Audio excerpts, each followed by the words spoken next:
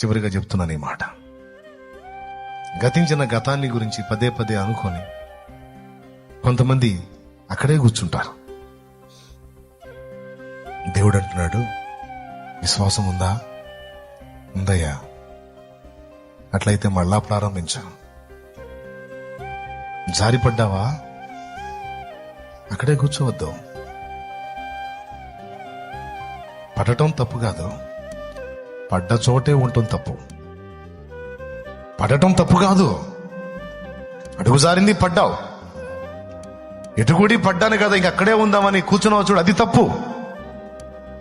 ఓడిపోవటం తప్పు కాదు, ఓటమిలోనే కూర్చుండిపోయావు చూడు, మళ్ళా గెలుపు కోసం ప్రయత్నించకుండా, అది తప్పు. లే, మళ్ళీ పోరాటం ప్రారంభించావు.